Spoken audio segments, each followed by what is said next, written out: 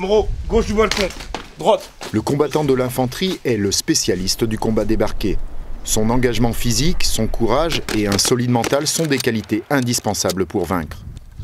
Combattant de l'infanterie, c'est un état d'esprit fait d'enthousiasme, de rigueur professionnelle, de rusticité, de modernité et enfin de camaraderie entre compagnons d'armes partageant au quotidien les mêmes joies professionnelles mais aussi les moments les plus durs. On peut compter sur nos camarades dans une mission difficile, on sait qu'ils vont être là pour veiller sur nous, qu'en cas de problème, ils sont toujours là pour nous aider, nous épauler pour qu'on finisse la mission tous ensemble.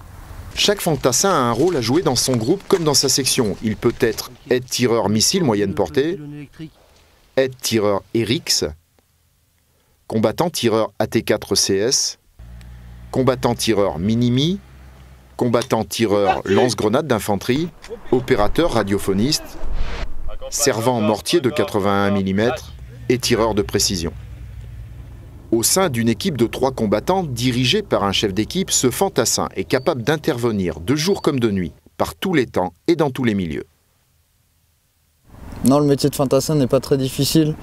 C'est juste au début, il faut apprendre à progresser et à repousser ses limites pour y arriver. L'aide-tireur est responsable du potentiel de tir de chaque pièce du groupe en matière d'approvisionnement.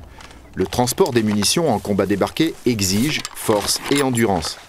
Il doit être en mesure de remplacer à tout instant un des 2 tireurs anti-char moyenne portée, ce qui lui donne la possibilité de devenir tireur missile moyenne portée. L'aide-tireur ERIX.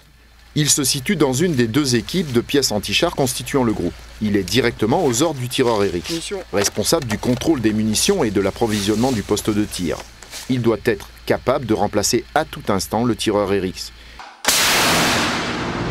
Le combattant-tireur AT4CS. Son action s'inscrit dans un cadre collectif très étroit où la moindre défaillance de sa part peut entraîner de lourdes conséquences pour le groupe de combat. Il doit donc être en mesure de tirer en tout temps, tout lieu, avec son arme sur un ennemi entre 300 et 600 mètres. Il doit donc en permanence surveiller sa distance et sa position.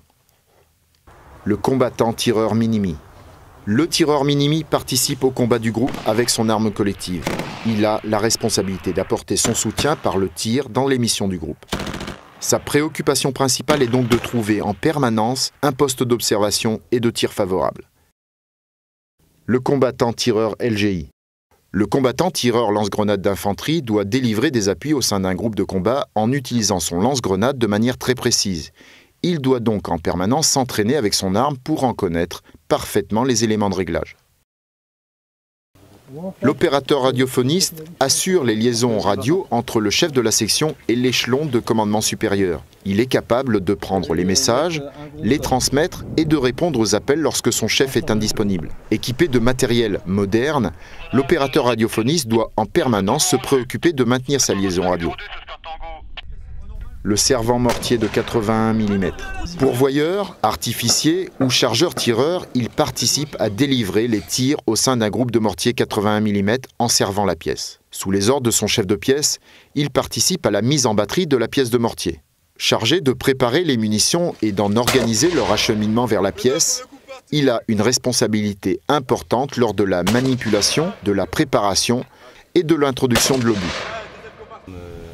Le tireur de précision. Il doit détruire sur ordre ou à son initiative des objectifs désignés jusqu'à 600 mètres. Autonome partiellement dans le choix de son emplacement de tir, il lui faut donc connaître en détail les performances du fusil à répétition pour une utilisation parfaite. Avec son optique, il participe à l'observation et à la recherche du renseignement. C'est parmi les meilleurs des tireurs de précision que sont issus après sélection les tireurs d'élite.